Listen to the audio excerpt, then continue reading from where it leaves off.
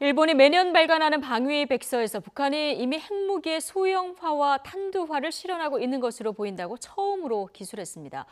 영토 문제와 관련해서는 15년째 독도가 일본 땅이라는 억지 주장을 이어갔습니다. 도쿄 특파원 연결하겠습니다. 황보현 특파원. 네, 도쿄입니다. 예. 북한 핵과 관련해서 지난해 방위 백서하고 비교해 볼 때 크게 어떻게 달라진 겁니까? 네, 지난해 방위 백서와 비교해 보면 핵무기와 관련해 북한이 더 진전된 기술을 확보한 것으로 올해 방위 백서는 적고 있습니다. 올해 처음으로 북한이 이미 소형화, 탄두화를 실현하고 있는 것으로 보인다는 표현이 들어갔습니다. 지난해는 핵무기의 소형화, 탄두화에 대해서 실현됐을 가능성을 생각할 수 있다며 가능성 수준에서 그쳤습니다. 그런데 올해 방위 백서에는 과거 6차례 핵실험 등을 통한 기술적 성숙 등을 고려할 때 이미 실현에 이른 것으로 보인다고 적었습니다.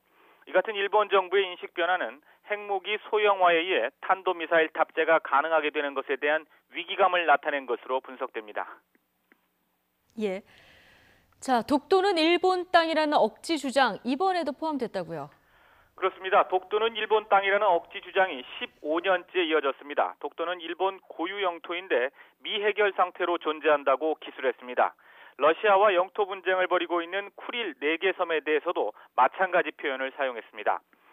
일본 주변 해역의 경계 감시 태세를 설명하는 지도에는 독도를 자국 영토로 표시했습니다. 지난해 10월 징용 배상 판결 이후에 악화한 한일 관계가 반영되면서 올해 백서에는 우리나라에 대한 부정적인 기술이 눈에 띄게 들었습니다. 지난해 12월 동해상에서 발생한 이른바 레이더 갈등에 대해서는 우리 해군이 위험한 화기관제 레이더를 일본 초계기에 비췄다는 일본 측 주장만 실었습니다.